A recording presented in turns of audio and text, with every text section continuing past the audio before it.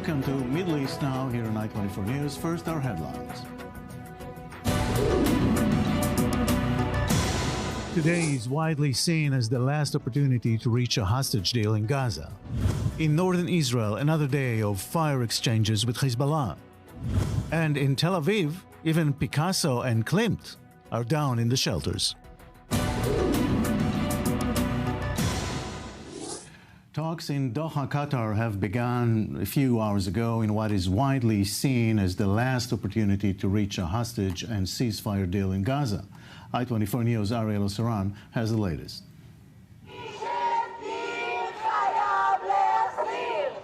A new round of Gaza ceasefire and hostage negotiations begins in Doha on Thursday, and mediators warned that it could be the last chance to bring back the hostages and end the suffering in Gaza.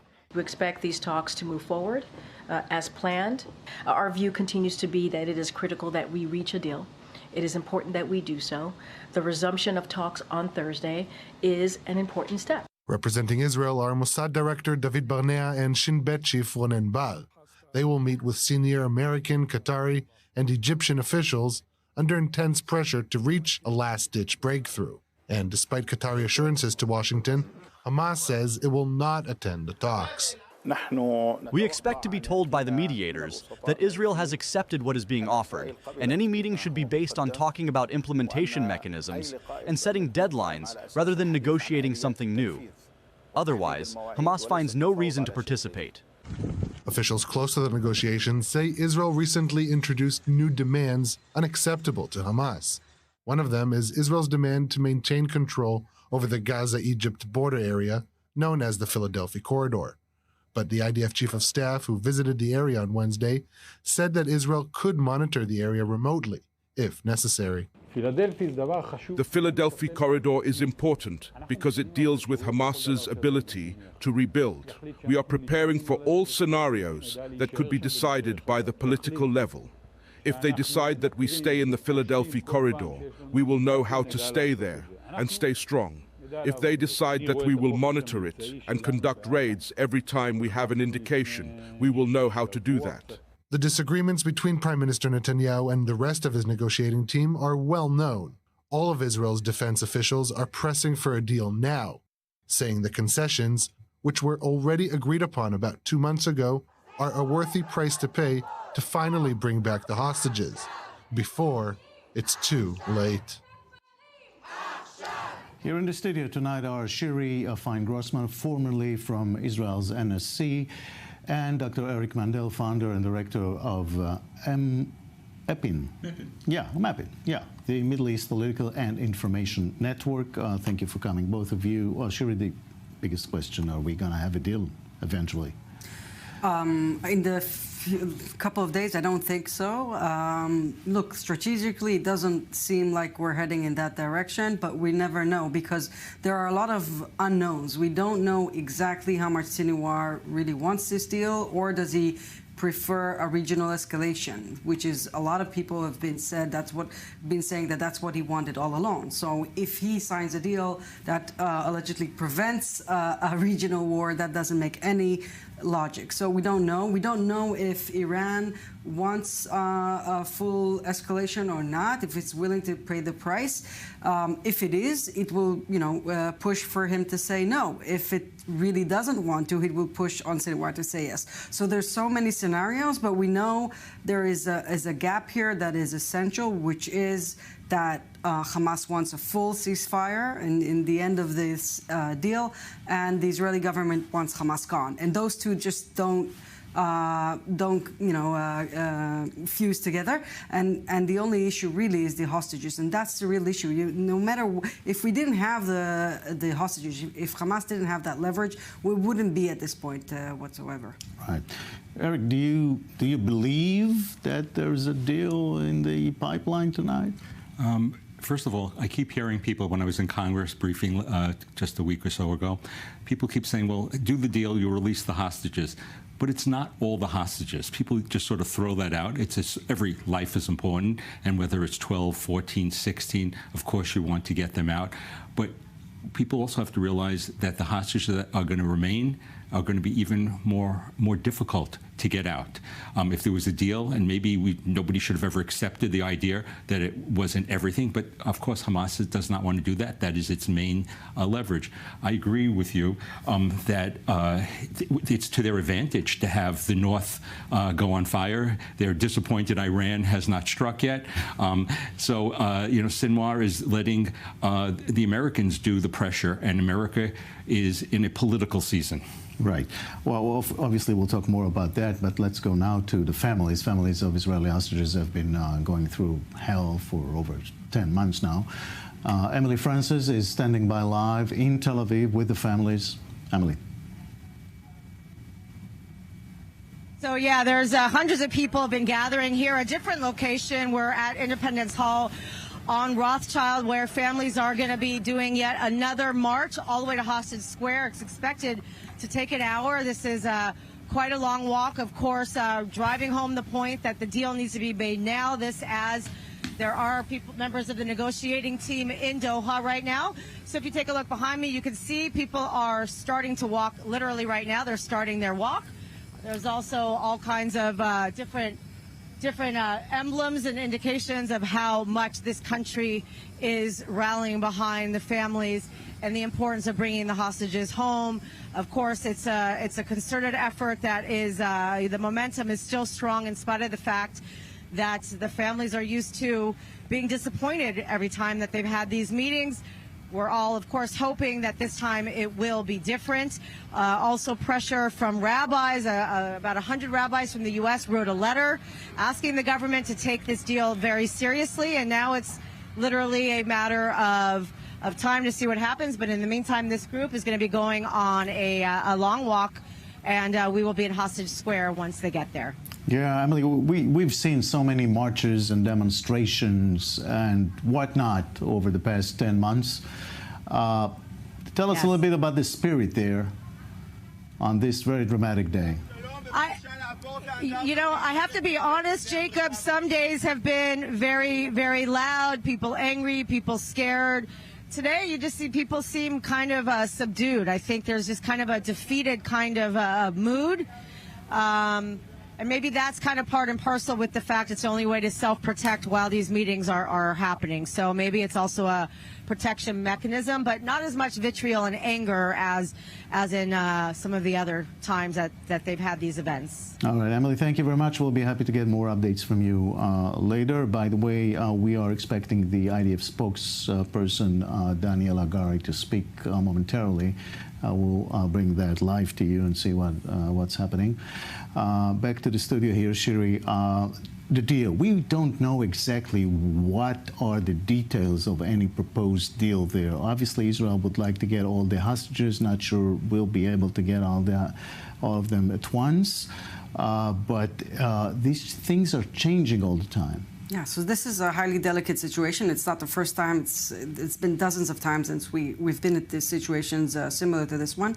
The devil is literally in the details. You know, they have supposedly Netanyahu put a deal in place with some principles, but then you have to actually, take each article and try to figure out how it's going to work. And sometimes either the deal is delayed because you can't work out those details, or that, like we saw in the hostage deal a few months ago, where they were released and then there was a breach, or the Israeli side thought it was a breach, and then it stopped it in the middle of the deal. So these misunderstanding or lack of communication, these are things that are important to clarify, but they take time, and again, it all comes down to the hostages, because the assumption is they're running out of time, and many of them are not alive anymore, and each day that passes by, there might be some more people joining that list. I think Hagari, from the IDF spokesperson, may talk about this as well momentarily. Also, White House National Security spokesman John Kirby, in an interview on CNN, says Iran has not moved off its threat to attack Israel. Information that we have tells us that Iran has not moved off its threat to launch some kind of an attack on Israel, perhaps even using their proxies as well, like Hezbollah or the Houthis.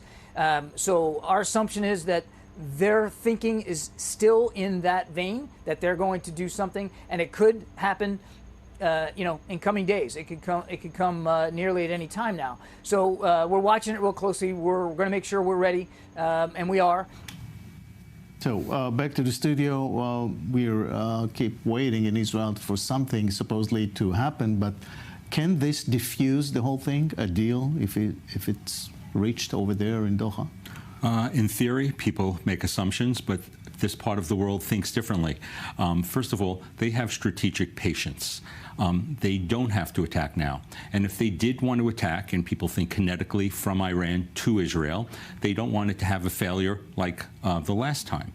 Second, they do have soft targets. They could do Mossad locations around the world. They can do Jewish locations around the world.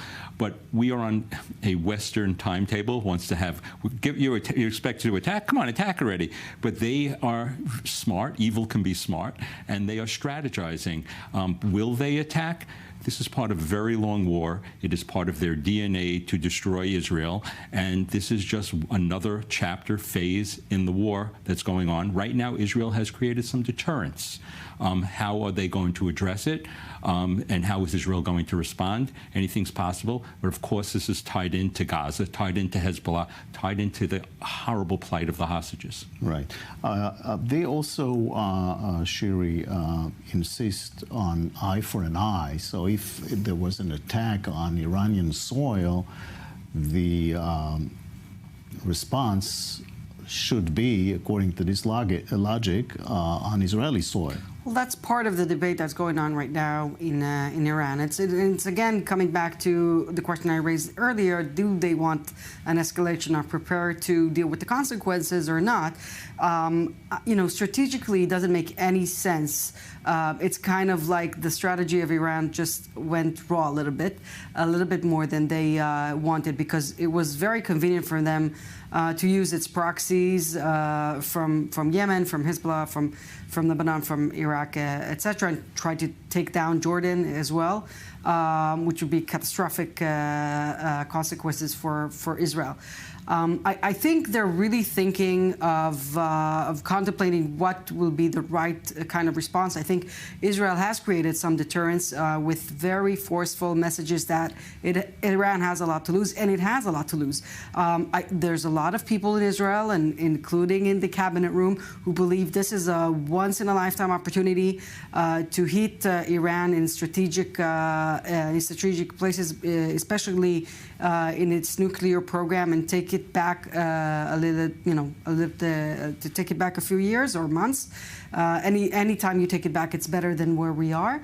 So they understand. I think this crazy actor strategy that we've seen both in the Trump administration and a little bit in what Israel is doing, because if Israel didn't admit it, it's kind of this very odd move that I don't think anyone in Iran thought it would do. It just doesn't align with this tit for tat that we had. So they should wonder if Israel is actually trying to take that, because they know the Biden administration will be there to protect Israel, why they don't know the identity of the next administration. Right. Speaking of deterrence, I mean, the enormous presence of U.S. military in the area is part of it as well. Right. Well, first, in the beginning, in October, Israel and the United States brought in 2 carrier groups, and I interpreted that differently. So what America is doing is different. People said that was to show strength and backing of Israel, which it was. But I think it was really to deter Israel from attacking, as Gallant had wanted to do, but Bibi and the rest of the cabinet at the time did not want to do. And people think maybe in retrospect that was a mistake. So their current presence now, especially after what happened in April, is a deterrent of what's going there. Iran Iran could also do targeted assassinations. There's a history of Israel's enemies targeting Israeli diplomats around the world that have started wars and conflicts, and so that is another. They have a large playbook, but every day that goes by, I think actually decreases their options. But I think sooner or later there's going to be some escalation. But again, from Israel's perspective, and really what you were getting to, is this an opportunity for Israel to do something significant with Iran? And it doesn't necessarily have to be nuclear. You have Karg Island, you have Bandar Abbas, you have places that could cripple their economy, their fossil fuels. Yeah, strategic places that can go that would at least satisfy America. And as far as where they are nuclear-wise, they are in the weaponization phase. And if you go ahead. Let's listen to the IDF spokesperson. Good evening. As I've informed you at the beginning of the week, I'm going to continue and inform. Even when there aren't any changes in the Home Front Command instructions, over the past week, we've improved and increased our preparedness. We continue with the gathering and offensive capabilities over the skies of Lebanon and in all other areas.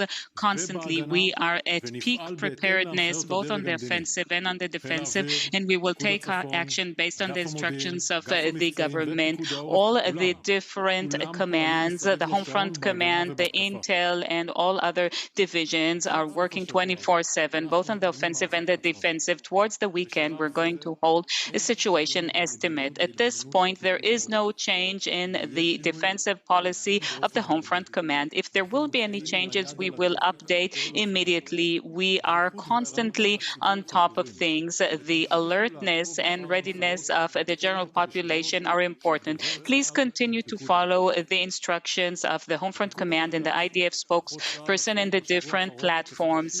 In the Central Command, IDF forces have arrested 50 wanted individuals throughout the West Bank preventing any kind of threats. In a joint operation of the IDF in the Shin Bet, a main terrorist was killed in exchange of fire, and 4 others were killed from an air assault. In addition, IDF soldiers found charges and confiscated many means of warfare. The IDF forces continue to maneuver in Gaza, in Khan Yunis, and in the center of the Gaza Strip and everywhere necessary. So far, we have killed over 17,000 terrorists. As part of the significant achievements on the ground over the past week, we have exterminated and destroyed 50 underground tunnels.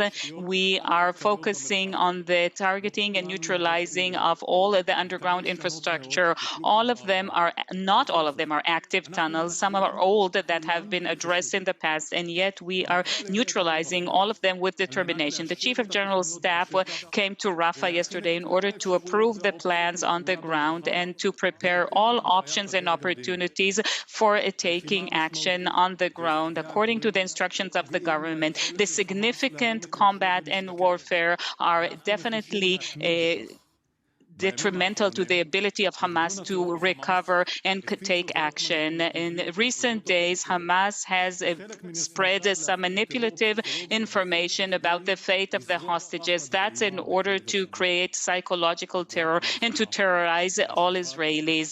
The purpose of the war is to bring back 115 hostages. This target is still our main focus 24/7. We are taking action with all of the security mechanisms, even as we are speaking, in order to create the conditions for bringing them back as soon as possible. Questions? Good evening, Meir Turgeman from Yediot Achronot, Ynet. From the New York Times, we hear that some American officials have said that they believe that the IDF has exhausted its capabilities, and John Kirby has joined these comments as well. What does the IDF have to say about these comments? Have you indeed exhausted your capabilities, your fighting capabilities in Gaza? We have significant achievements in Gaza. We are going to continue to dismantle Hamas. That is our task, and we're going to continue and do everything we can in order to prepare the conditions for the return of the hostages. These are the goals set by the government, and we are going to fully realize them. Can 11 News. There will be... All right, frankly, no major news, but IDF spokesman says no change in conditions, in general public security conditions, and also was asked, Shiri, about what was published today in the New York Times. There's an assertion both inside Israel and also elsewhere, as was quoted in the New York Times, that the IDF has not much else to do in Gaza anymore. Well, this is a narrative the American administration has been trying to push for since the war started. We've been hearing it from the Egyptian intelligence as well and others. There's a lot of people who believe that we can't defeat Hamas. Again, I believe it will take a long time, but doesn't mean it's not possible. There are two key issues. Again, the hostages. If they weren't for the hostages, we'd be in a different scenario. And because we would work a lot faster. The damage that we're doing, the achievement will take a lot less time, and and it will be a different story. And the second most important issue is what the day after. Who controls Gaza, who does the rehabilitation, and the most important, and I keep pointing to this point because we don't speak enough about it, who's in charge of the education. I think UNRWA should be disassembled, at least taking part by part. If you want to have a totally humanitarian organization, fine, but there's no need for a UN refugee organization. There are so many refugees around the world. They're the only one who's getting it. And we saw what happens with the schools and the workers, and that must be stopped. From the military standpoint, I mean, the assertion is body count is not going to make the change. The Hamas is really badly hit by the IDF, and there's not much more to achieve by continuing this war. Well, I think if you stop now, the gains and the sacrifices that have been made, and this will weaken Israel and will weaken America because Hamas will come back. I've spent another day with one of the elite units yesterday. There is so much more that is going on that is not even being reported. This was a politically motivated article that basically is telling Israel to stop because in election season this will be good that as an achievement. Well, I have to tell you, it's widely also conceived in Israel. You see this, there are a lot of military experts saying the same thing. I feel confident in spending a lot of time and have been embedded with quite a few battalions over the last 10 months. And they're telling you they should continue the war. Absolutely. And the idea when I ask them, and this goes in the field, right to left, secular and religious, the idea of giving up the Netzium crossing, the giving up the Philadelphia crossing, Hamas will be back, and the sacrifices will be in vain. All right. Now, to the northern part of Israel, there, another day of fire exchanges with Hezbollah. 24 News' Zach Anders is there live with the latest. Zach? Hi, good afternoon. We're in Nahariya, and it's a bit of a testy afternoon. 6 attacks that Hezbollah has claimed responsibility for. The one around 2:30 this afternoon was the largest, about 25 rockets, and potentially also a drone, the IDF says, at that barrage that was targeting Samir, which is for the first time, by our understanding, that kibbutz has been under fire. Now, they've had plenty of red alarms in this area, but it's the first time that Hezbollah claims that they have targeted this kibbutz directly.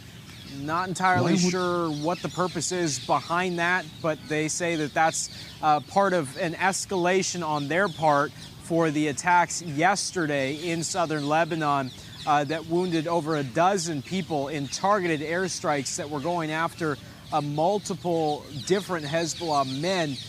We know of at least 3 airstrikes that took place targeting vehicles and a motorcycle. That was yesterday afternoon. We were expecting there was going to be some sort of large response, given that these attacks appeared to be hitting pretty hard.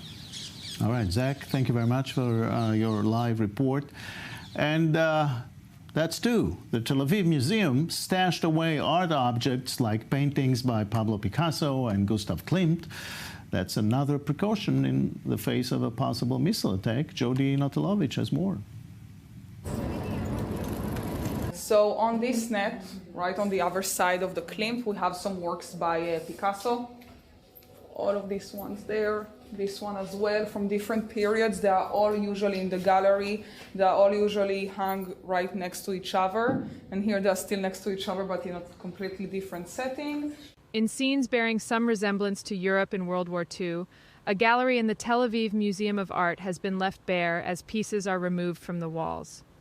But instead of moving the art across borders, it's being relocated to protected spaces beneath the museum. The most prized of these pieces being stored in rows of metal grills. Actually, we are custodian of these important works of art that survived the World War II, and most of them. So it is important to perpetuate this treasure for the next generation. After October 7th, as rockets fired nonstop into Israel, museum staff moved artwork to safety. We're just super scared that rockets will penetrate the ceiling of the galleries and cause damage to our works. We decided to take down our most valuable works to the safe, all hanging on nets. Right beside me is a portrait by Gustav Klimt, and on the left are 3 works by Jackson Pollock. Recent threats from Iran and its proxy groups have meant moving even more pieces from their display. In these last days, and the last 3, 4, 5 days, when this new threat from Hezbollah and from Iran came on the table again, we understood that we needed to take other precautions. So we took down several other works of art, and the ones that we felt that were most in danger. Since the situation is not going to be clear, and this threat is always there, we feel that the safe place for them is downstairs in the shelters. Ceasefire and hostage negotiation talks taking place Thursday have pushed off the imminent attack for a short while. And in the meantime, exhibitions of some of the relocated artworks are occasionally held in the museum's protected area. We'll take a short break, and we'll be right back with Middle East Now. Stay tuned.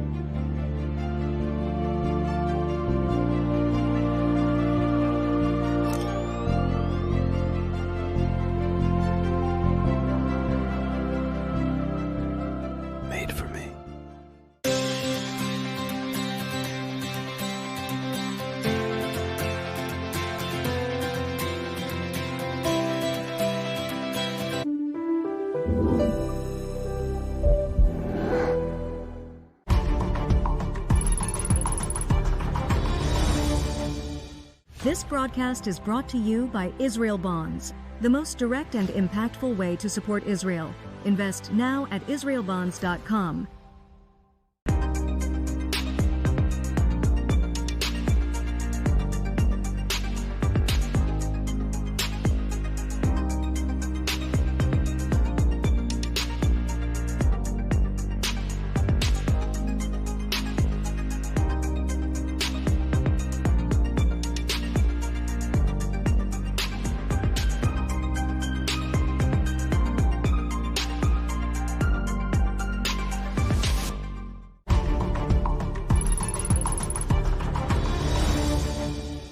This broadcast is brought to you by Israel Bonds, the most direct and impactful way to support Israel.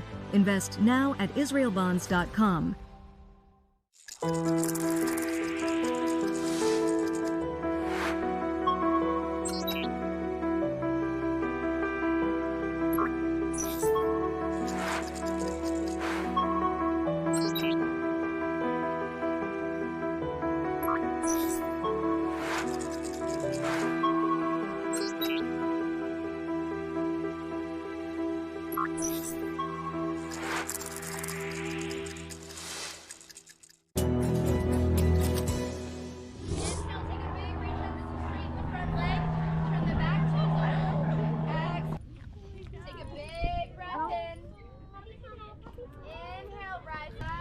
Come up. Inhale. Nugget. Very nice. I have baby. Lou, can you get up?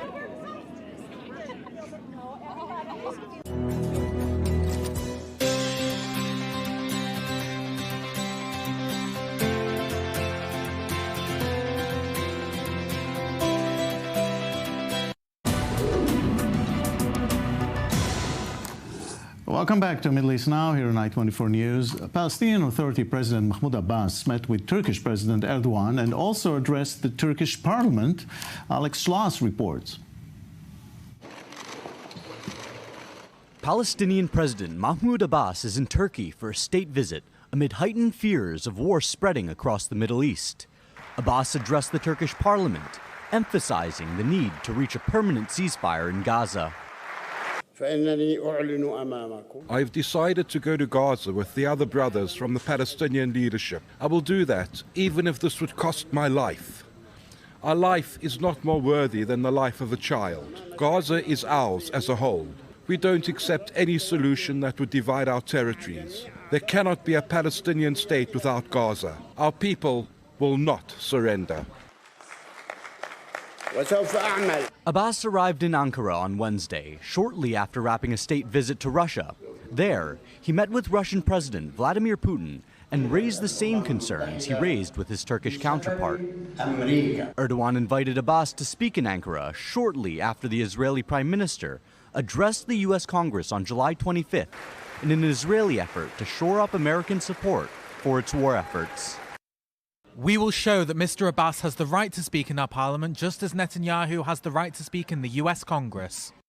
Since the start of the Israel-Hamas war, Erdogan has been a major backer of Hamas, even going so far as inviting the late Hamas political leader, Ismail Haniyeh, to Turkey after October 7th, as well as taking direct actions against Israel by slashing trade and even threatening military actions.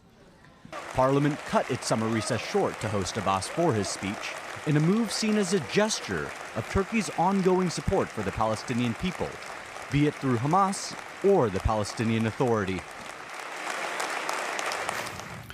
Here in the studio, Shiri is still with us, and we are joined by Asher Friedman, director of Misgav Institute for National Security. Abbas is going to Gaza. Who's going to greet him there? First of all, I'm not sure if the Egyptians or Israel are going to be so quick to let him in. But Abbas has been adopting more and more this anti-American, anti-Western approach. We saw that in his visit to China about a year ago. We saw that in his recent visit to Russia, where he called Putin our dearest friend and who we trust and we love. We see it now in his going to Turkey and his attacks on America from the Turkish parliament. Right. Shiri, question of what's going to happen in Gaza the day after. Abbas was a candidate, but it's not happening. Well, we're so far away from that debate, actually, to be realized or be concretely discussed. I don't think it's a question. We can say one thing. Both the people of the West Bank and the people of Gaza despise Mahmoud Abbas and doesn't want to see him as their leader. He's a corrupt leader. Some say he's anti-Semitic. He definitely let the incitement against Israelis and Jews also in the West Bank and other places continue for all this time. And not really promoting the future of the Palestinian people. So where is this going to? I mean, Israel cannot choose who to deal with over there, or can Israel do this? No, we're not the ones that are choosing. Right now, the Israeli government, at least its goal is to defeat Hamas and take him out of Gaza. And they're not discussing what's going to happen in the West Bank. Although, you know, Netanyahu's government for many years has done not a lot to, let's say, strengthen Mahmoud Abbas's government. So what's going to be in Gaza? A vacuum is not a good solution for Israel either.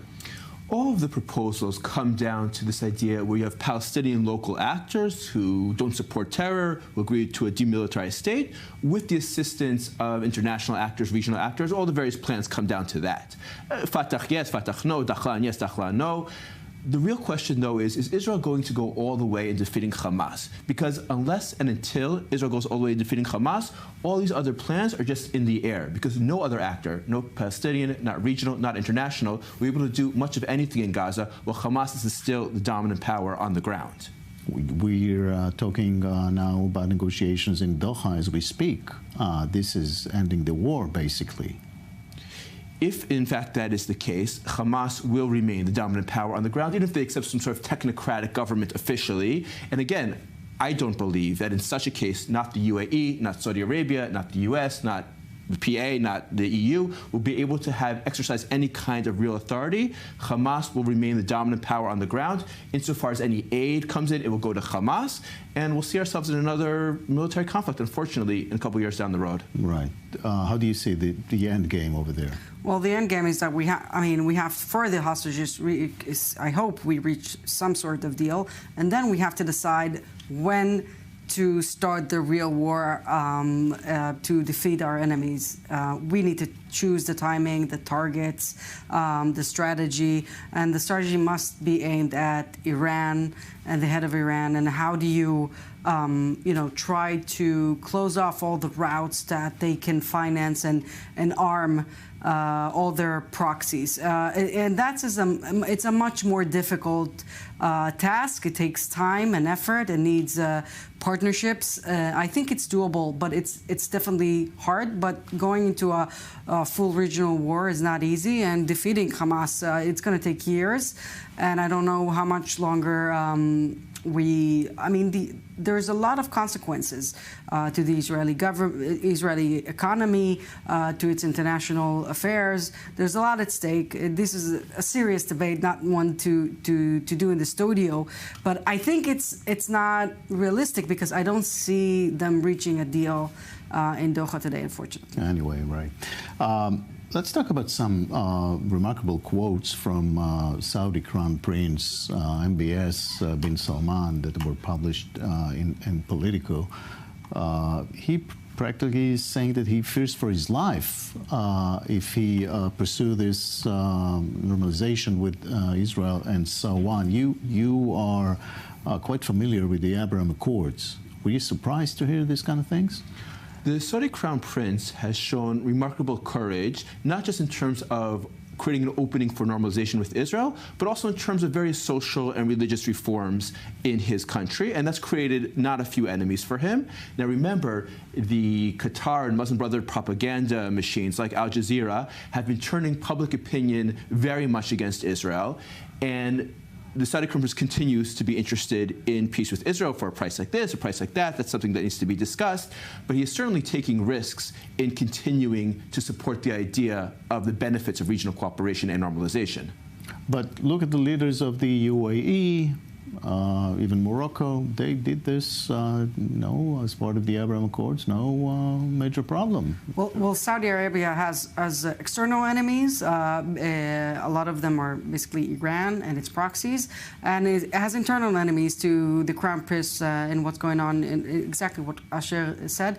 Iran, with the Houthis and with its own forces, can cut off, both sides of Saudi Arabia and its ability to export oil, which is the main component of its GDP, of its economy, and that could be that's kind of where they have them by the throat. And this is why they had the operation in Yemen, which failed miserably, and they were also attacked in 2019 by Iran. And the United States, fortunately, with the Trump administration, and I think this was like the primal sin of what we're seeing in the Middle East, didn't stand by them, didn't consider that, although they'd had an American-Saudi alliance for decades, didn't consider that as if someone's attacking them, like they consider an attack on Israel an attack on the U.S. So from the Crown Prince's perspective, unless that change, unless he gets guarantees for its security, for his personal security, and the security of his regime, it's maybe a price he's not willing to pay. But you have to remember there's a negotiation going on, a tough one, and I think you have to see that in that context as well as the Crown Prince is trying to get as much as he can from the deal with the U.S. Another issue, he stresses the Palestinian issue, which was absent from the Abraham Accords. That's a major difference. In the end of the day, he is, I believe, primarily concerned about what Saudi Arabia can get from the United States, as Shiri mentioned, the defense alliance, the civilian nuclear power, etc. Now, I don't know about his personal opinion. Certainly, many of his Saudis and people across the Arab world do truly and authentically support the Palestinian people, and he may well as well. It'll really come down to, I think, what the United States is willing to offer, how far Israel is willing to go. Now, if his demand requires Israel to take on an existential threat, then it may not be possible. But overall, and this is why the Abraham Accords with the UAE, with Morocco, with Bahrain have continued, because the underlying economic and security and diplomatic and cultural logic is very, very strong. There's still, that logic still exists to support Israeli-Saudi normalization. All right. Thank you both. Let's move to this. Thousands of Israelis were injured since October 7th, and their struggles are barely discussed. Our correspondent, Natasha Kirchuk, went to meet some of them, and here's their story. Did you expect that you would be back here again after so many months? I didn't expect that it would last this long. At the beginning, they told me that in 3 months I'd be running again in Tel Aviv. It's more like 2 years. This is Aaron Bors. Last summer, he was busy getting married. But this summer, he's about to be readmitted to the hospital for the second time after suffering from a life-changing injury. In October of 2023, Aaron was drafted back into the Israeli army after Hamas terrorists infiltrated southern Israel and massacred hundreds of civilians. Within less than a week after the attack, the then 33-year-old reservist found himself fighting in northern Gaza when his combat unit came under fire by Hamas snipers hiding in a school. Our job was to clear houses, look for tunnels, put pressure on Hamas to release the hostages. We had to cross in front of an UNRWA school, and within it, we didn't know, were Hamas terrorists waiting for us to cross. My officer was the first to go down, and he was in terrible shape. I made the split-second decision to sprint and try to get him out of there. The same sniper that shot him shot me in my right leg. Sure enough, they started to shoot all around me. I started to crawl. As I'm crawling, I get shot in my left leg by an AK-47. So I was bleeding profusely out of 4 places, and I'm very lucky to be alive. Aaron's story is a tragic one, but it's sadly no longer unique. In Israel, tens of thousands of civilians and soldiers have been injured in the war since October 7th. This means there are thousands of Israelis who will be dealing with debilitating injuries for the rest of their lives, both physically and mentally. That's a long. Aaron, yeah. Actually, can I take a picture with you?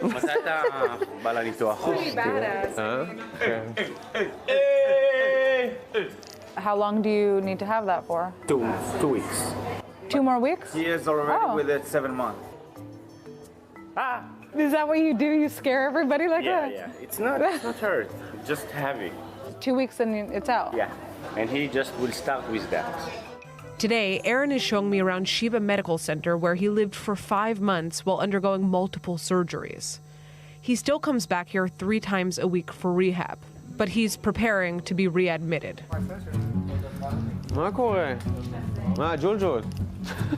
Aaron, I feel like I'm walking with a celebrity everywhere I go. This is where I started physical therapy after the hospital. And this is actually when I thought that the bone was growing, because I was able to walk without a crutch. It turns out that's just muscle and a really, really strong piece of metal in my leg. So if the bone doesn't grow? So I'll be on crutches for life. The bullet that hit Aaron's right leg destroyed 8 centimeters of his bone. Doctors thought it was beginning to grow back, but he's just been dealt with a devastating blow that he's going to have to go through another surgery to make that happen. Like doing squats is difficult, and like balancing is difficult. And those are things that I have to rebuild in order to start walking again. Some people look at this and are like, this literally looks like hell. It's the same as so many other things in life. When you don't have it, all of a sudden you really want it. I think about now all the times I wanted to go for a run or to do more half marathons in Tel Aviv. And I'm like kicking myself. Should have done it then. Since October 7th, over 17,000 civilians have been injured in the ensuing war. Close to 3,000 have dealt with moderate to serious injuries, and over 140 have died while being treated in the hospital. The numbers aren't far off when it comes to wounded soldiers. Over 4,300 soldiers have been physically wounded, along with thousands more who are suffering from mental health issues like post-traumatic stress disorder. That's my prosthetic. I'm amputated about the knee. Daniel Kopilov is just 20 years old. He loves hiking and spending time in nature, and he was recently drafted into the Israeli army, like almost all other 18-year-olds in Israel. He had just finished his commander's course when he was called to serve in Gaza, and on his first day there, his unit entered a booby-trapped building. I was the first one to enter the building with my officer. Terrorists activated the booby trap from far. The building exploded. I just remember that my leg was cut off. 3 of my friends died, and I was basically unconscious for 2.5 days. I got my leg amputated. They took part of my stomach, and I got burned all over my hands, my face. Daniel has been in treatment at Shiva Medical Center for 5 months now. His family has had to leave their home in northern Israel and move to the center near the hospital so that once he's released, he'll be able to continue going to rehab. Do you feel like you're the same person as before? Yes and no. I had plans after the army. I'm not able to do all the things that I want to do or for now.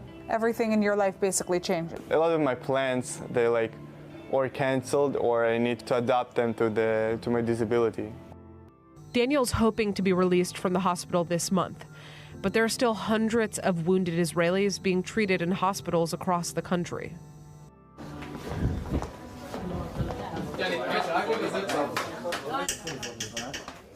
We are treating now roughly about 110 patients that was injured from this war.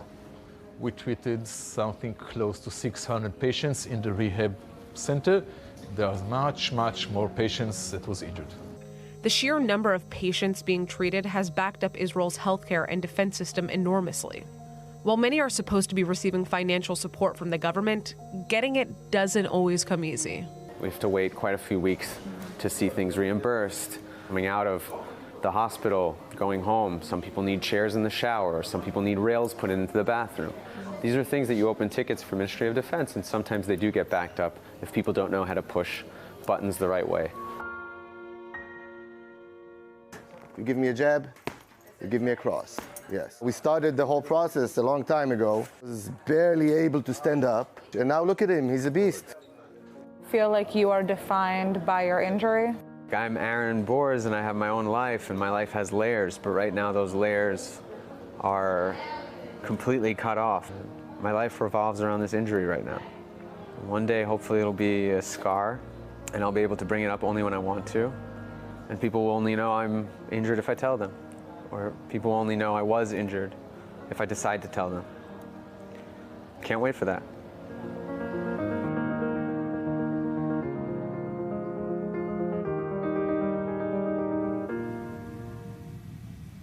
Yeah, long way to go.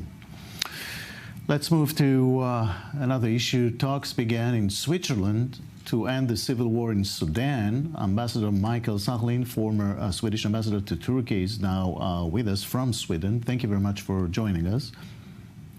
Yep.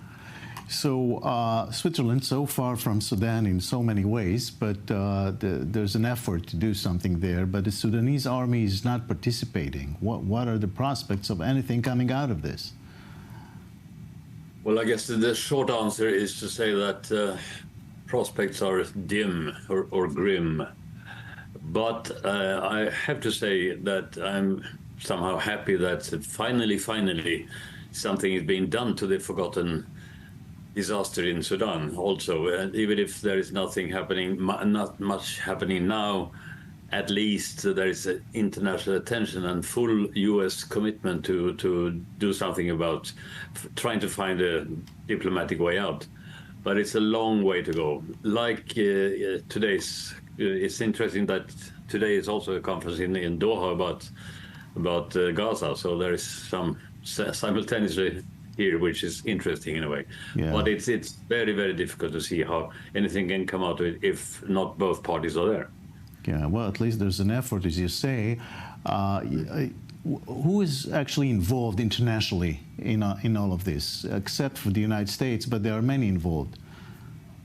There are many involved, and in order to understand who are involved and why, one has to give an account of the history of the evolution of this tragedy.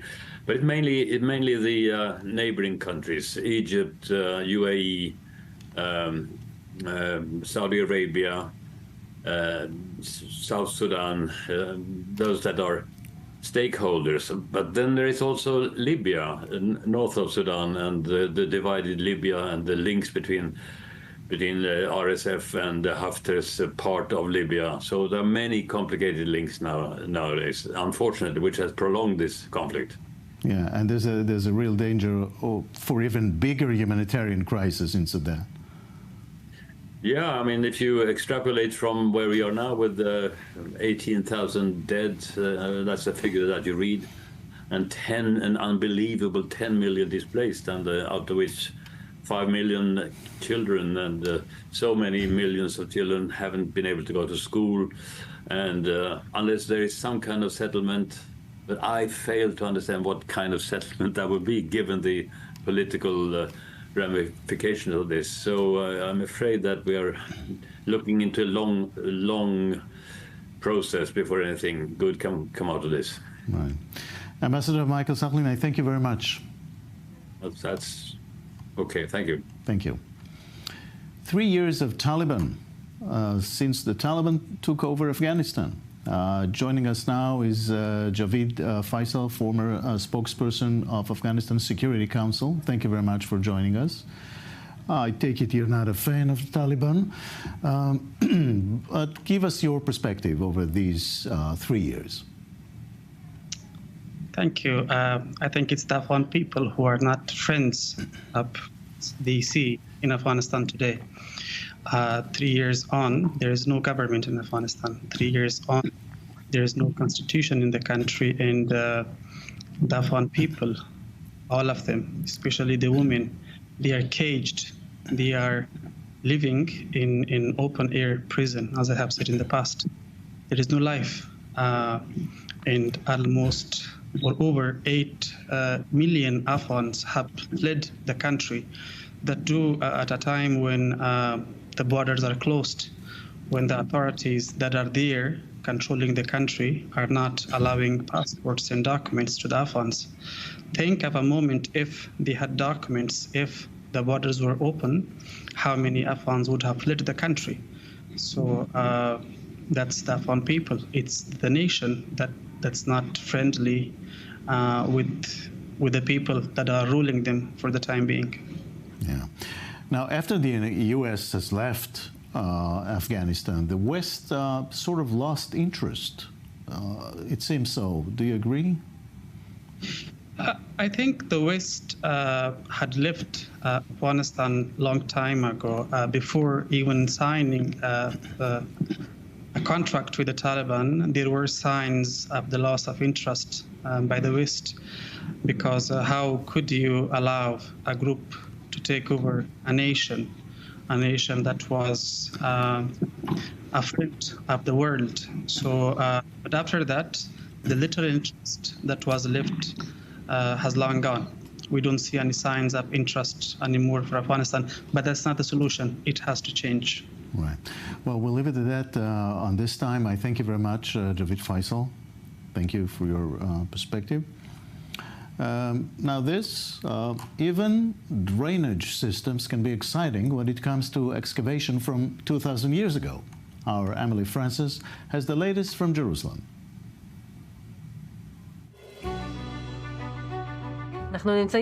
We are in the main drainage tunnel of Jerusalem from the Second Temple period, and this tunnel is like a time machine.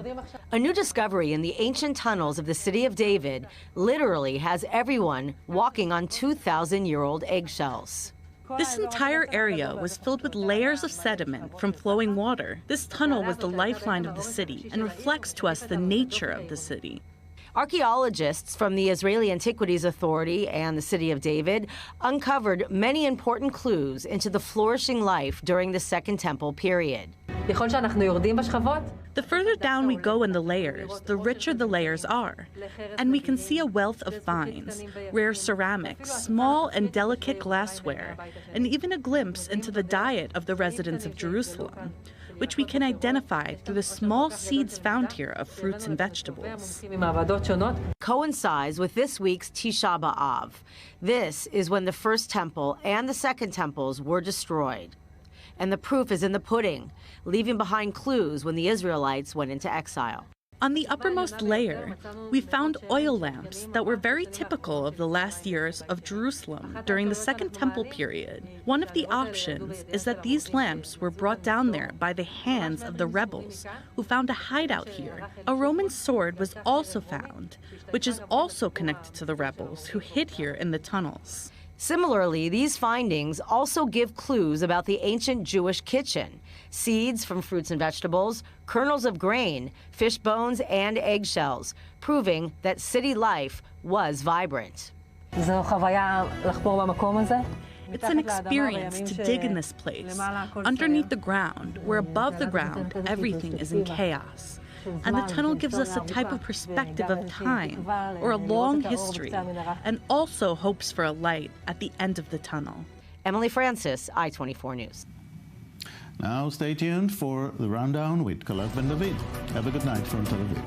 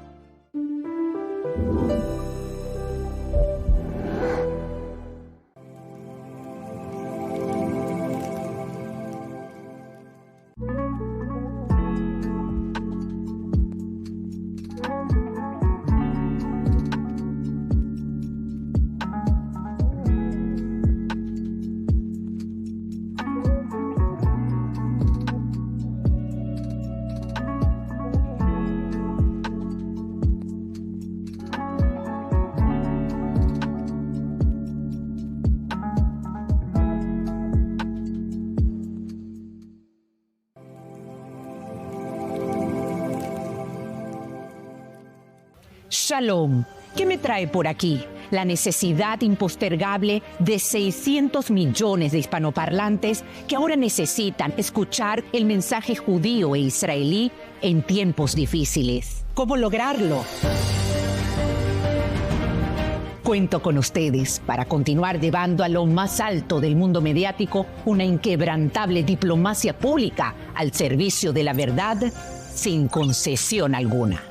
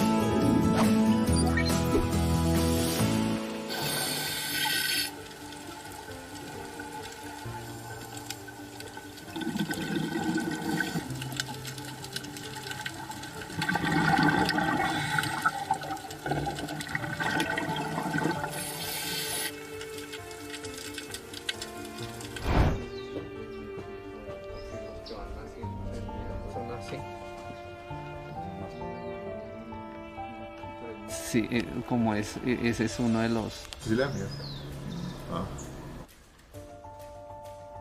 En el sur.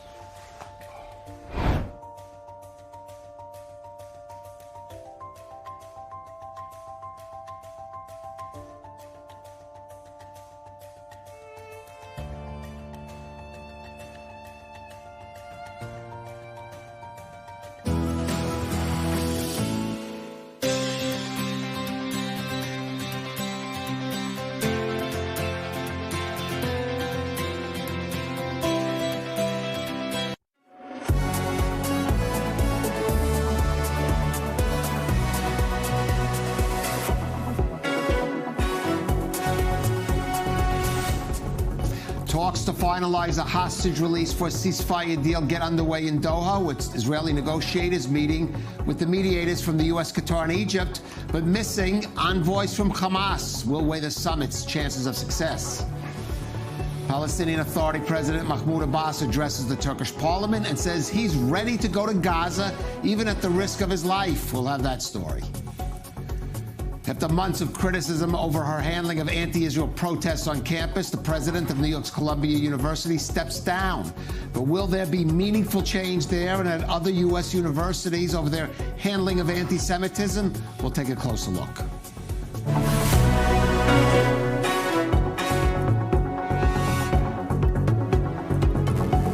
This is the rundown on I-24 News. I'm Khaled Ben-David. Senior Israeli, American, Qatari, and Egyptian officials began meeting in Doha today under intense pressure to reach a breakthrough on a Gaza hostage and ceasefire deal. It is thought that achieving an agreement may also result in delaying or even canceling the expected attack by on Israel by Iran and its proxies. But with Hamas refusing to send a delegation to the talks, despite its political leadership still largely based in Doha, the chances for succeeding are questionable. Middle East correspondent Ariel Osran has more in this report.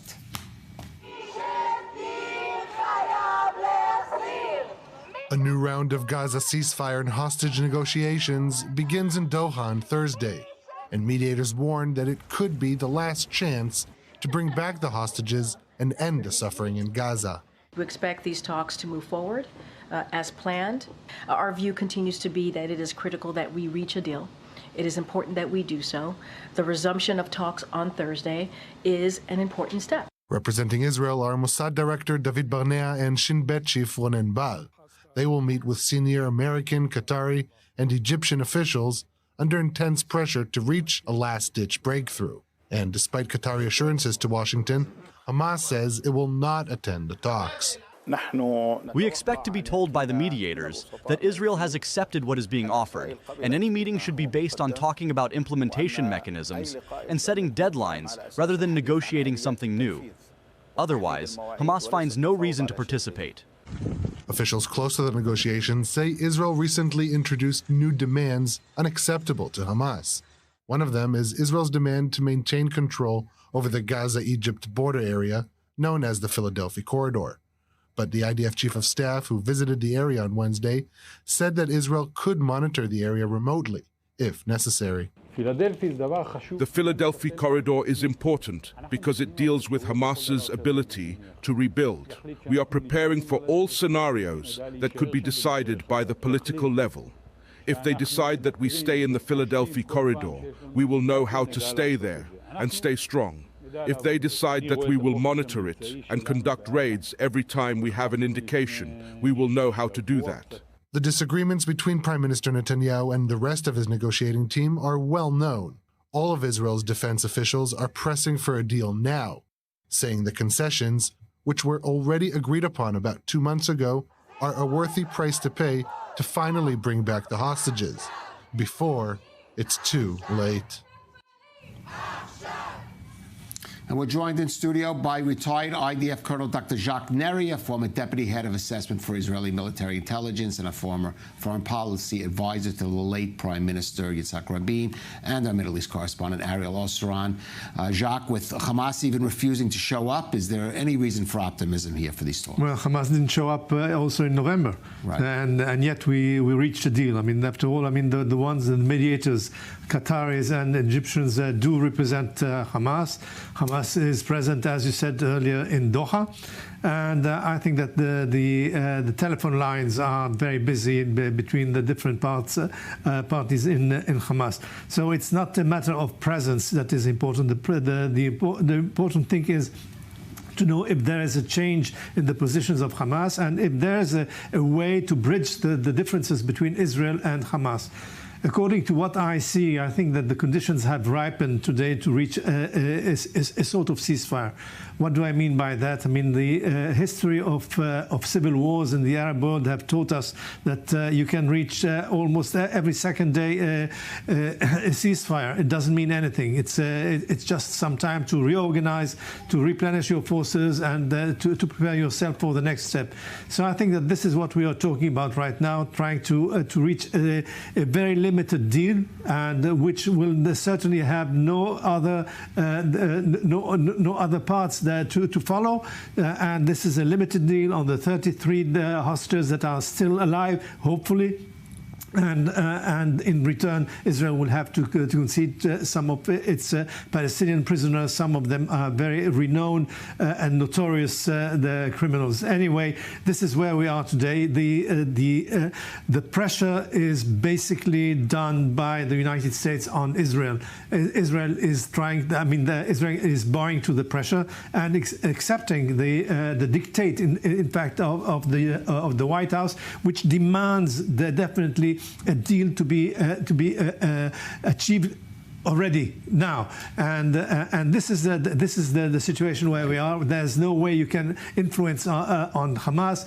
You have to find ways how to deal with the concessions that Israel will have to do. But this is the situation, and Israel understands very well that we are under pressure, and there's no way we can evade right now. Right. Otherwise, we will just collide with the U.S. administration. Well, let's go to our Emily Francis, who's out on the streets of Tel Aviv with the hostage families and their supporters. They're having a march this evening. And Emily, what's the mood there? I mean, any room for optimism among these families whose hopes have been so cruelly let down time and time again? Yeah. Hi, good evening, Caleb and everyone. Listen, I think, still the families are exhausted. They're more deflated than angry. We've been trying to keep up with the march. We keep trying to run ahead of them. They're definitely gaining energy as they're marching and, of course, chanting, "Make a deal now." We've heard from some of the families of the hostages who were speaking right before. We're on Rothschild Boulevard. It's a pretty long march that they're taking, expected to be like another 15 minutes to a half an hour. But, obviously this one hammering home the point that they've been making all along, that, we got to make this deal now. Obviously, given the circumstances, Hamas not being at the table, not being there, as we heard, it's hard for them to get their hopes up too high. It's like a defense mechanism in a way. But again, the moral support, the heart, the cohesion, it's still going strong here. It's not just the families marching, but also Tel Avivians and people that have come from all over Israel. Before the march began, I did have an opportunity to speak to Yair and Erez Moses, who was the son and grandson of hostage Gadi Moses, who recently turned 80 in captivity. Here's what they had to say about the negotiations. From past experience, we don't build our expectation too much, because when you do it and it doesn't succeed, the disappointment is very, very big, and it's very, very hard to recover. So we get our hopes, we come optimistic, but we don't build our expectation too much. Once every while, it's overwhelming how much time every great mark. Not long ago it was 300 days. Back in 100 I did a speech in my school, and now it's almost a year. I have nothing to say. I mean, certainly there is a feeling that the nation is behind them this evening. I mean, the public is certainly ready for it. But again, there are so many moving parts here, Emily. I guess they have to be prepared and be patient, as cruel as that is. Yeah, it is. It's a bitter pill, but maybe there'll be a miracle. Something the hostages will be released, but let's try. All right, let's hope for that. Emily Francis out there on the streets of Tel Aviv. But I do want to make one point, and we should connect it with, again, this discussion about whether a hostage deal and a ceasefire in Gaza could put off this attack by Iran and its proxies. We'll speak more about that in a minute. But that is something that presumably Hamas and Yahya Sinwar, they want to see that escalation. So it's kind of counterintuitive to think that now they would agree to a ceasefire that could delay or even cancel that. In fact, it's not even in the interest of Iran to have a deal in Doha. Because after all, I mean, if this happens, then there's the great architecture, American architecture of the Middle East is beginning, and you know the alliance, the potential alliance with Saudi Arabia and the Arab Gulf with Israel is again on the table, and this is not exactly what Iran would like to see. So I mean, the interest of Iran is just to torpedo this this event, and if possible to give some backing to Hamas, and not the other way. I mean, certainly the events are not will not take us to a full confrontation, because Iran will be very careful not to do so, and choosing a very specific target as a revenge. Yes, and you mentioned earlier the fact that Hamas leadership is largely in Doha, and that's everyone except the current head of Hamas. Sinwar. That's Yahya Sinwar. And in an interview that senior Hamas official Samah Hamdan that we saw in the story a few moments ago, he admitted in a very non-Hamas fashion that there are some difficulties in maintaining contact with Sinwar, and that could have implications on the negotiations. He says that it doesn't pose a major barrier, but I think if we look at where we would be today, if you'd have Ismail Haniyeh in Doha, even though they're not sending a delegation, the fact that they're there means that they can exchange messages. I think the chances, perhaps, of a breakthrough were higher. I'll take a leap of, it would be higher under Haniyeh than now under Sinwar, also because of Sinwar's interests, but also simply due to the fact that it's harder to stay in contact with him. Right, and of course the assumption is that Yahya Sinwar is hiding underneath those tunnels, underneath Gaza, southern Gaza, and perhaps in anticipation of a Gaza ceasefire, the IDF has stepped up its efforts to find and destroy those Hamas tunnels in the south, especially in the Philadelphia corridor along the border between Gaza and Egypt. Now, the army released footage, you're seeing it now, of combat engineers working in Rafah. They have located some 50 tunnels and, of course, are trying to destroy them. Here's IDF spokesperson Daniel Hagari speaking on this evening. Over the past week, we have exterminated and destroyed 50 underground tunnels. We are focusing on the targeting and neutralizing of all of the underground infrastructure. Not all of them are active tunnels. Some are old that have been addressed in the past, and yet we are neutralizing all of them with determination. And this goes back to that point of whether the IDF, because the Philadelphia corridor and maintaining control of it has been a key sticking point in the negotiations, not only in the negotiations between Israel and Hamas, but you might say in the negotiations between the IDF and Prime Minister Netanyahu, who insists that Israel must have a presence along that border. Yeah, well, you know, what we hear this evening from the spokesman, the army spokesman, is just reflects a sort of preparation of the public in reaching an agreement, saying that more or less, I mean, giving the figures of 17,000 Hamas have been killed, you know, all the statistics that the IDF has presented, meaning that we could claim victory. We have enough in this battle with Hamas, so we can afford reaching a ceasefire right now.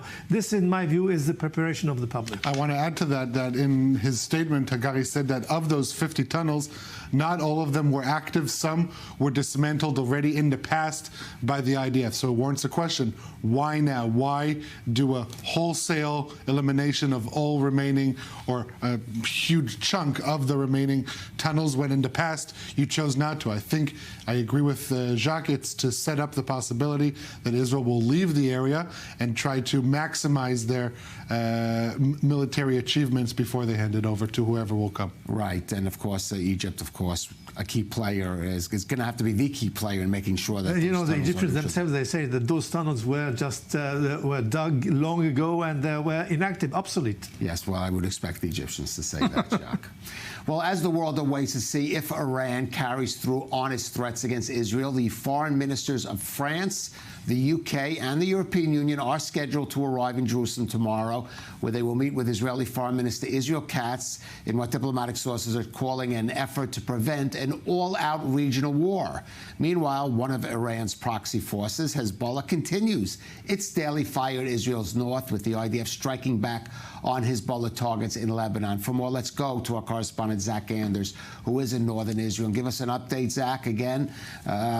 More of the same, as it were, even after, of course, we saw a fairly exceptional activity by Israel yesterday in Lebanon. Yeah, I'll start with the number of attacks, as I'm hearing myself and my IFB here. The number of attacks that have come through across today as 7, Hezbollah has claimed responsibility for. Now, of these attacks, the largest coming across at 2:30 in the afternoon, some 25 rockets, the IDF says. It does appear that most impacted in open areas or were intercepted, although one has started a large fire that, as of about an hour ago, the latest update I got was that crews are still working to mop up, to kind of clean up that fire, which signals that it is contained. It was in a field with some brush that burned pretty quick and was aided by the winds. What we're seeing again in southern Lebanon, more airstrikes here that appear to be targeting some of these communities right there on the border, unlike yesterday where we saw at least 3 airstrikes that targeted vehicles. We know that one of them was a motorcycle that was in motion, and according to Al-Manar, which is Hezbollah's own television channel inside Lebanon, they claim that of the 17 wounded in that motorcycle strike, that 2 were killed, and we believe at this hour that that was the intended targets. But there were 4 others who are critically wounded. Again, Al-Manar, the Hezbollah site, claiming that there were multiple children that were wounded as well, 2 young girls in this strike. A bit of a surprise, as we were speaking yesterday, expecting with these 3 airstrikes that there would be a significant response. Hezbollah has said that their response today was to target a new community that they have not targeted before. So they say they've already responded for these 3 airstrikes on the 2 vehicles and the 1 motorcycle, and that this new community, another kibbutz, has been added to the target list.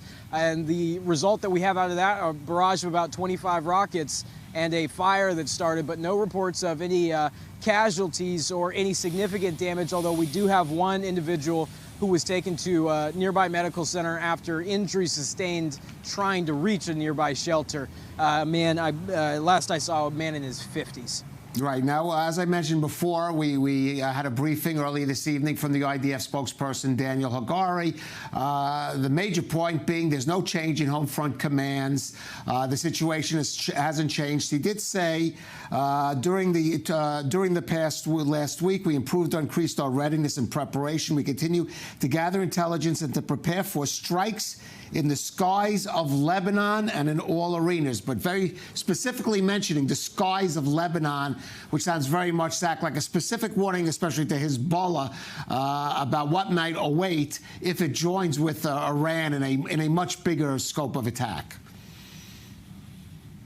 Right, and that's something we've heard certainly throughout the course of this conflict, that not only have there been offensive plans drawn up, but that the IDF has a target list that they're prepared to hit very hard from the air. in a campaign if it was to kick off in such a fashion. You know, on the diplomatic front, it's been interesting to see the number of officials who have made their way through Beirut in the last 24 hours. Of course, we've discussed about Amos Hochstein, but the French foreign minister has also been in Beirut today.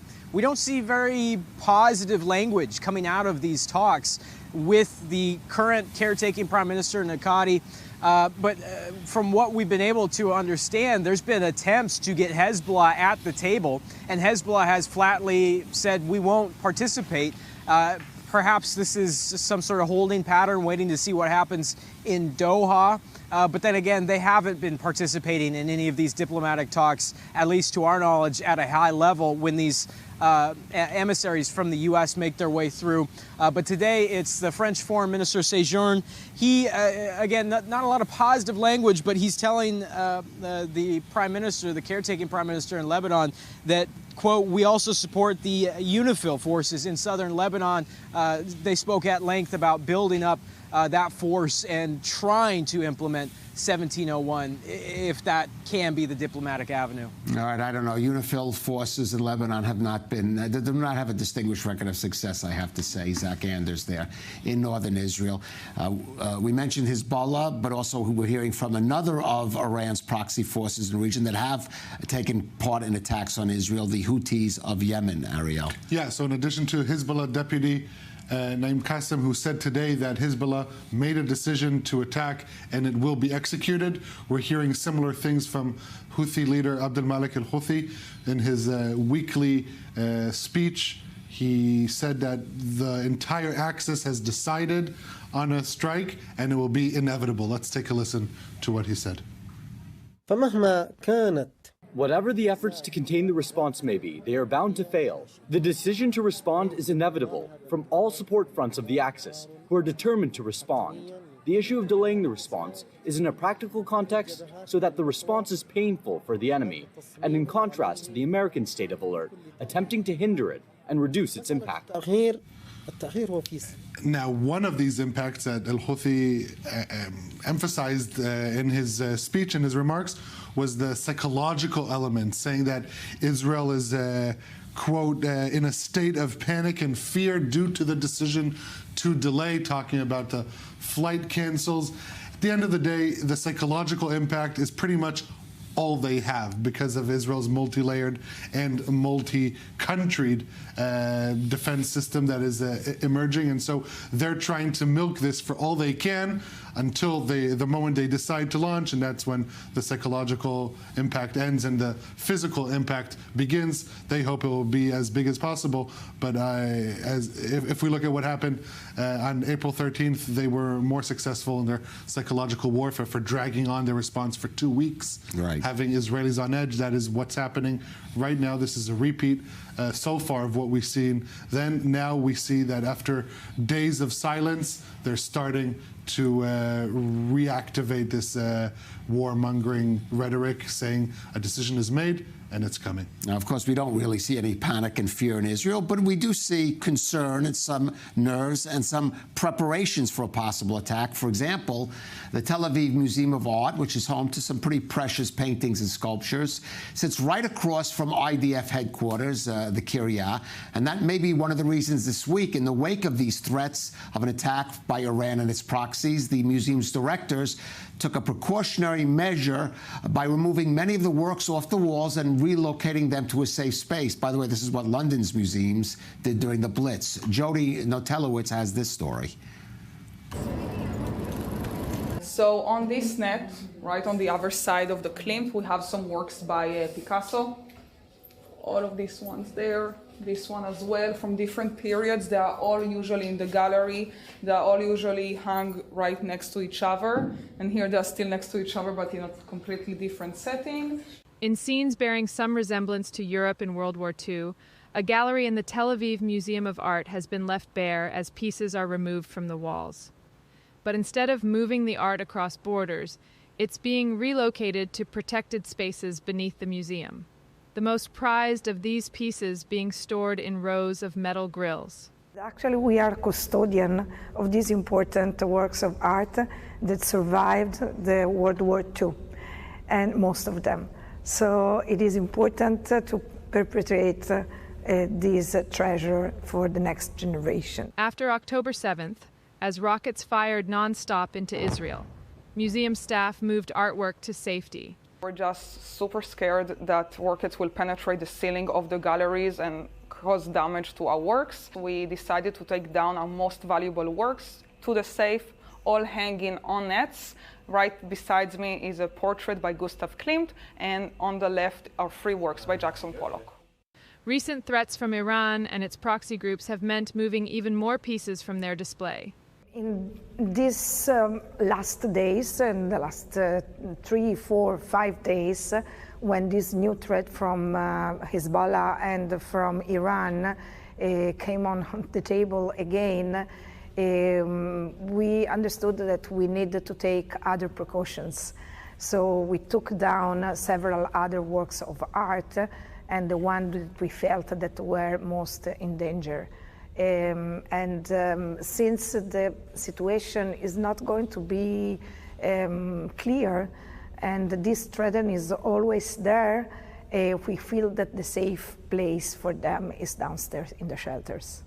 Ceasefire and hostage negotiation talks taking place Thursday have pushed off the imminent attack for a short while. And in the meantime, exhibitions of some of the relocated artworks are occasionally held in the museum's protected area. Okay. Jacques, some precautionary measures being taken there, which we can fully understand.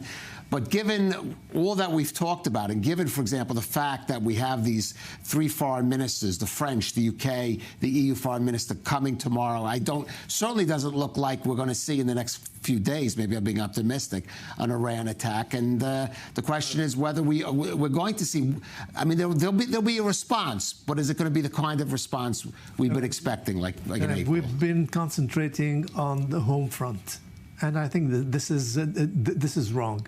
Because if we remember 1992, when Israel eliminated Abbas Musawi, who was the first Secretary General of Hezbollah, it took Hezbollah 40 days till the end of the official 40 days for his death, and we got Argentina. We got the embassy in Argentina. It was 92, and then in 94, twice we had terrorist activities carried out by Hezbollah. So we might definitely see, because this is the kind of response of targeting one man, Mr. Shukur. So they have to look for something similar, and this something similar might be a terrorist attack against an Israeli target, against a Jewish target. This is something that we have taken into consideration, and this will not provoke a war. Definitely will not provoke a war. This is what Hezbollah doesn't want to, and Israel doesn't want to also. So, I mean, we have to take all these possibilities as something concrete that could happen immediately. All right. We'll have to see. Certainly, an ounce of prevention is worth a pound of cure. I don't know if people still use that expression, but certainly we have to prepare for the worst and hope for the best, as they say. Jacques Neri, Ariel Osran, stay with us. We're going out for a brief break. We'll be back within a few minutes, so stay with us.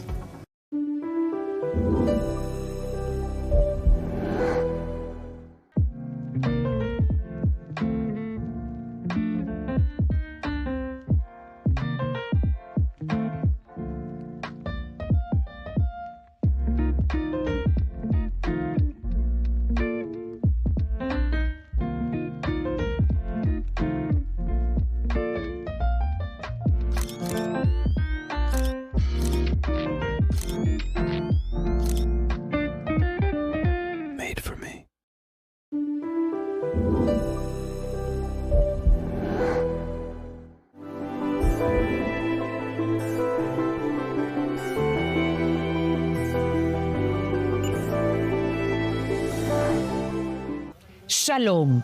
¿Qué me trae por aquí? La necesidad impostergable de 600 millones de hispanoparlantes que ahora necesitan escuchar el mensaje judío e israelí en tiempos difíciles. ¿Cómo lograrlo?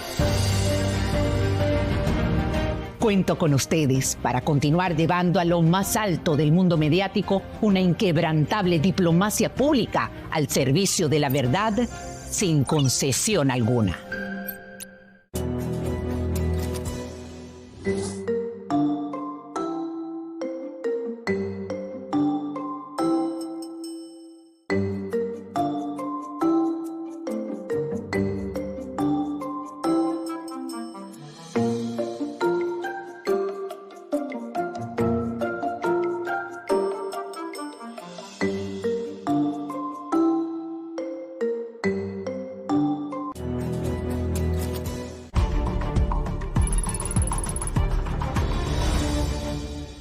This broadcast is brought to you by Israel Bonds, the most direct and impactful way to support Israel. Invest now at israelbonds.com.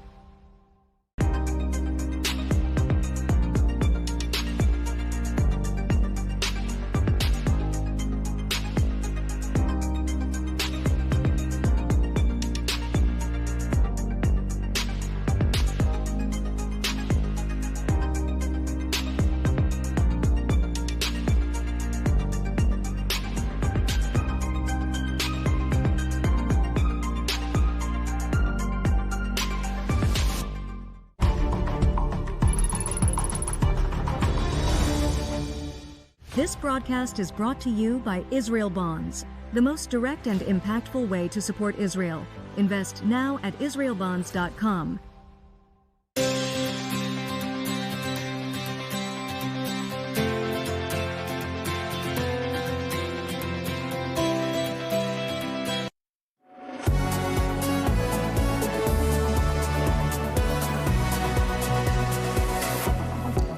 To the rundown on I-24 News. Now, Turkey's President Recep Tayyip Erdogan, who has been one of Israel's harshest detractors since October 7th, gave a warm welcome today to Palestinian President Mahmoud Abbas and even gave him the honor of addressing the Turkish parliament in Ankara, a move intended as something of a dig against Prime Minister Netanyahu. Abbas told the Turks he's ready to go next to Gaza, even if it means risking his life. Alex Schloss reports. Palestinian President Mahmoud Abbas is in Turkey for a state visit amid heightened fears of war spreading across the Middle East. Abbas addressed the Turkish parliament, emphasizing the need to reach a permanent ceasefire in Gaza. I've decided to go to Gaza with the other brothers from the Palestinian leadership. I will do that, even if this would cost my life. Our life is not more worthy than the life of a child. Gaza is ours as a whole. We don't accept any solution that would divide our territories. There cannot be a Palestinian state without Gaza. Our people will not surrender. Abbas arrived in Ankara on Wednesday, shortly after wrapping a state visit to Russia. There, he met with Russian President Vladimir Putin and raised the same concerns he raised with his Turkish counterpart. Erdogan invited Abbas to speak in Ankara shortly after the Israeli Prime Minister addressed the U.S. Congress on July 25th in an Israeli effort to shore up American support for its war efforts. We will show that Mr. Abbas has the right to speak in our parliament, just as Netanyahu has the right to speak in the U.S. Congress.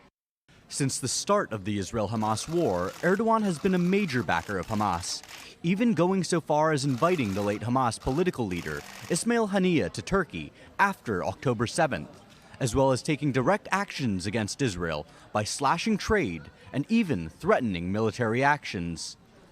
Parliament cut its summer recess short to host Abbas for his speech, in a move seen as a gesture of Turkey's ongoing support for the Palestinian people, be it through Hamas or the Palestinian Authority.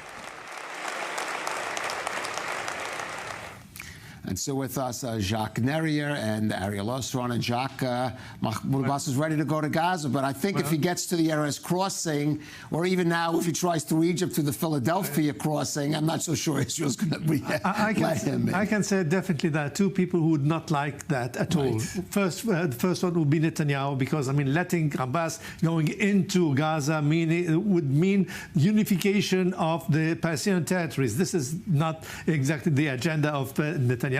The second one is Yahya Sinwar. He would understand that the visit of Abbas would be in order to replace him, and this is the day after would be definitely in front of him. So I think that this initiative will not mature and will not concretize.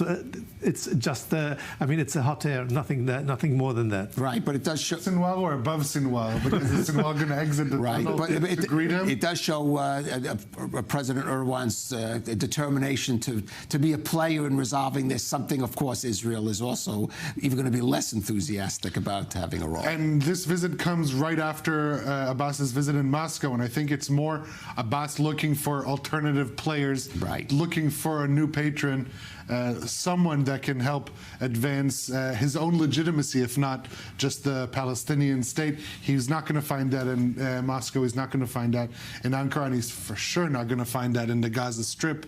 He's not going to be greeted as a savior or the prospect of a better future for the people of Gaza. I will just note that Abbas, who the PA doesn't officially control the Gaza Strip, he's visiting Gaza, or expected to visit Gaza, before Prime Minister Netanyahu is visiting Nir Oz, one of the kibbutzes along the Gaza border, one of the hardest hit communities in October 7th.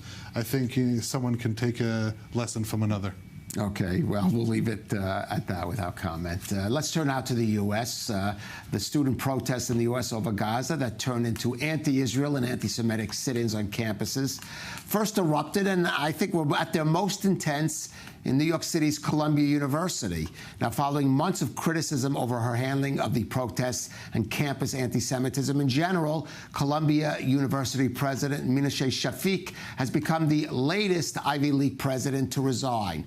But with the academic year starting in a few weeks, there is still a sense of unease that at Columbia and other universities, we're going to see much of the same scenes we saw earlier this year. Joe Brown has more.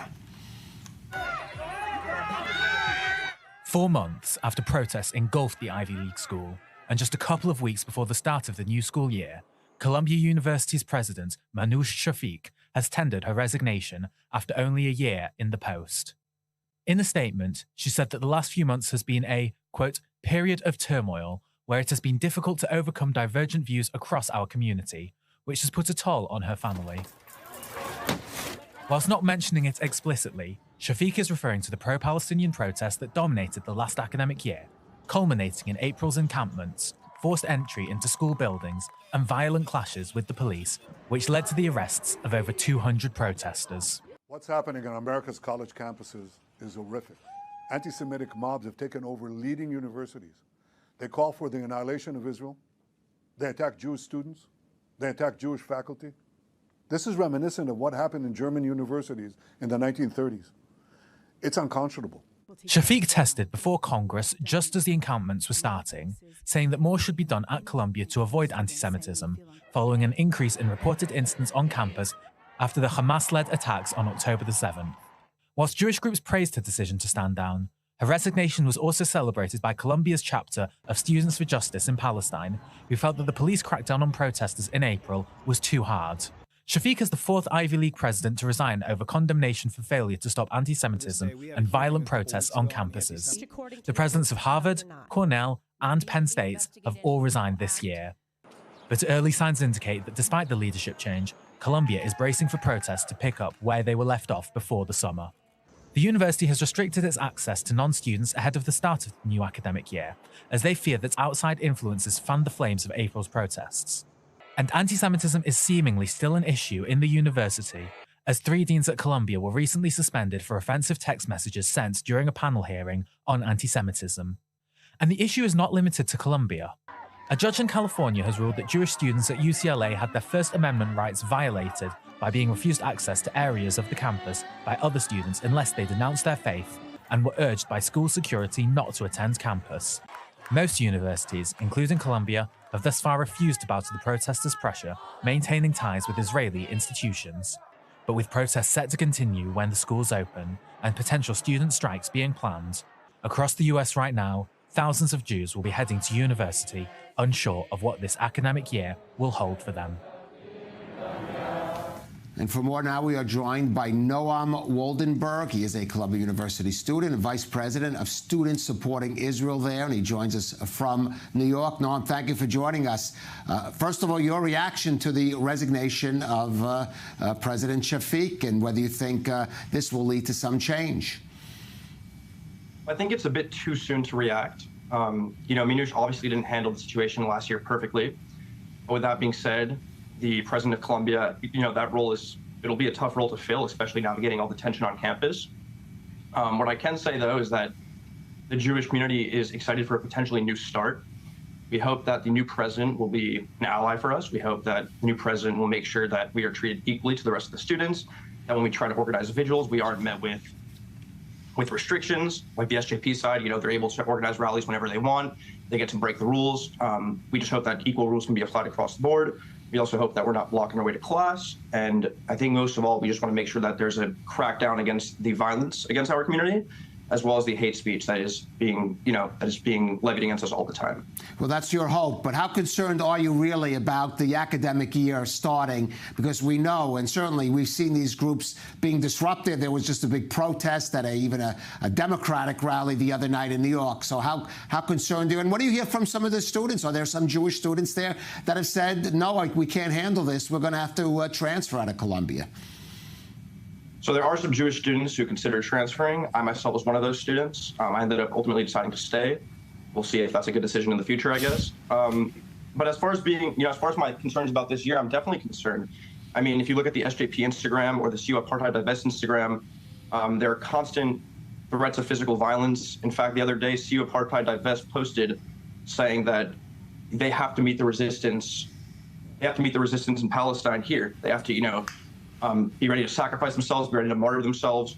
And to me, that's a direct threat. That's implying that they will be ready to confront Jewish students with physical violence, to confront the police.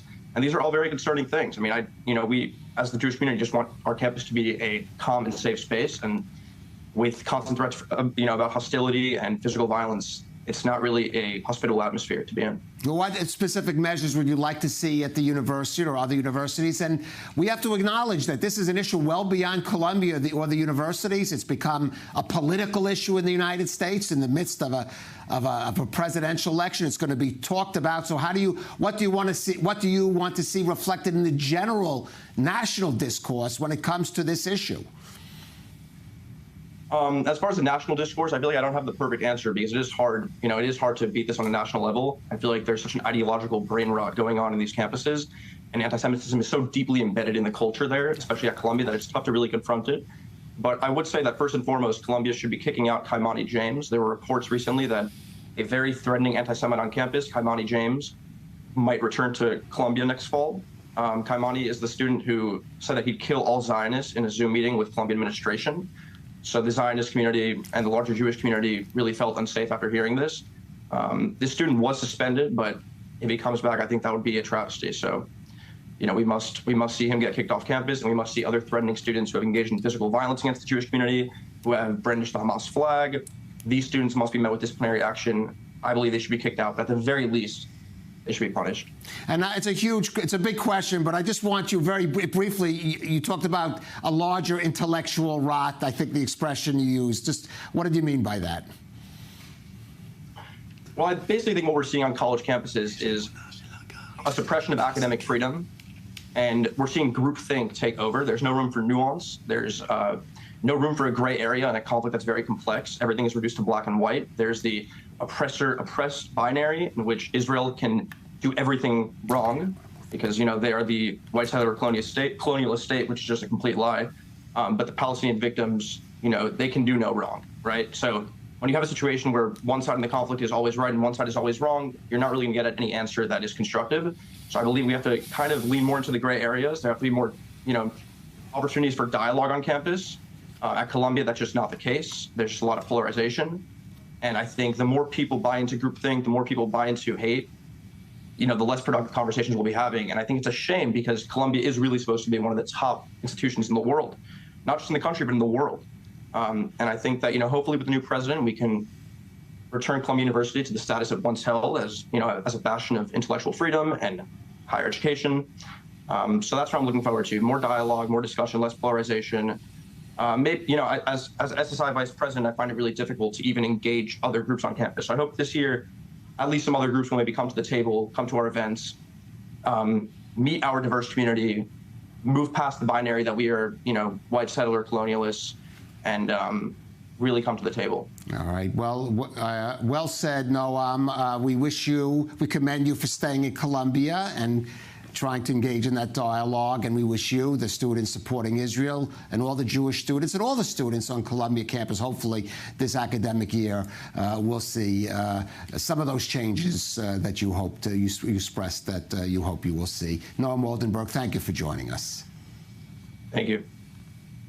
I'm just going to say, gentlemen, seeing that young man and hearing him and seeing the fact that he stayed at Columbia, that gives me a little bit of a glimmer of hope. Let's hope it's well, you know, he reminds me of myself being in the Christian boarding school in Lebanon, being with my brother among 200 students, and this is exactly in a wave of hostility against Israel and the Jews.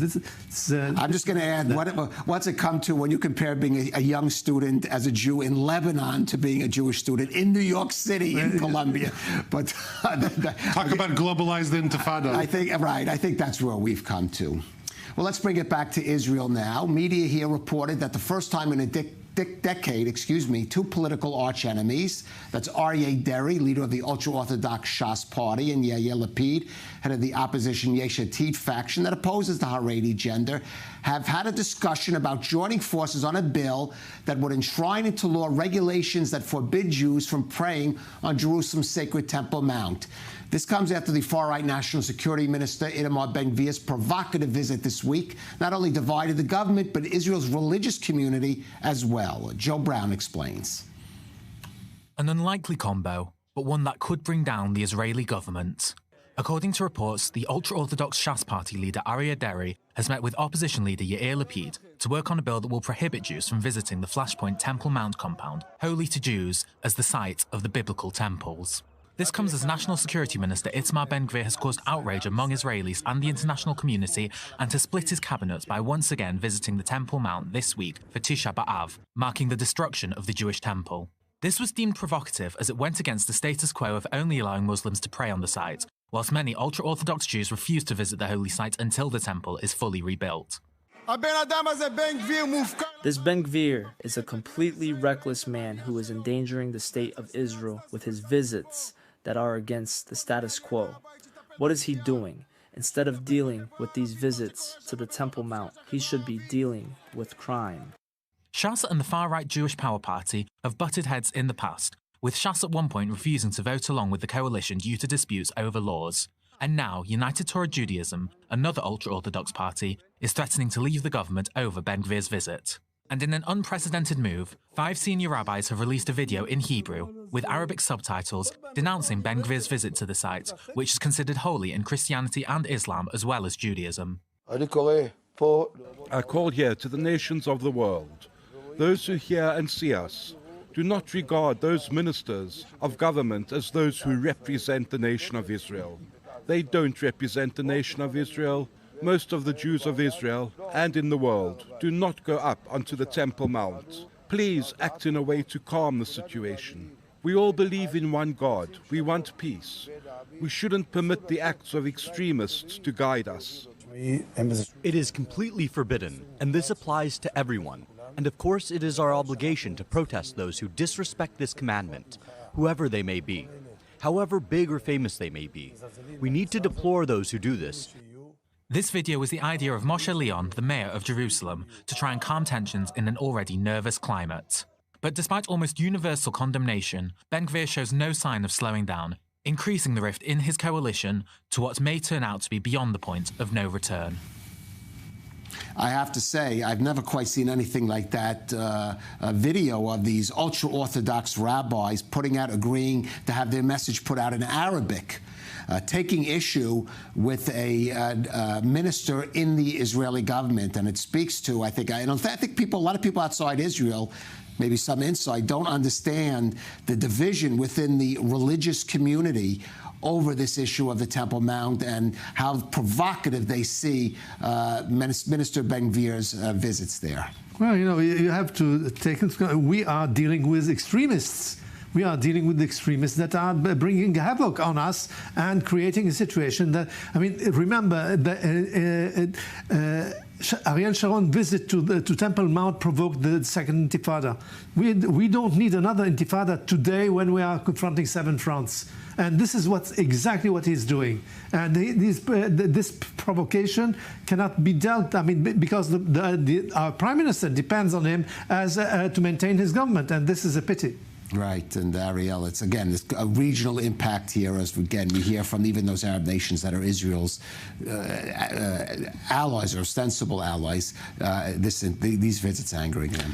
And I think this step by the Orthodox leaders is significant, also to show that the discourse in Israel regarding the Temple Mount is not a religious one. This isn't. Ben Gvir isn't going up for religious reasons. The groups who go up, they're not going up for religious reasons. Yes, they say they want to reestablish the Temple Mount, but the word you hear them use time and time again, more often than any other, is sovereignty, control, to show that Israel has control over the site, that Israel has sovereignty, that Israel is the one that calls the shots.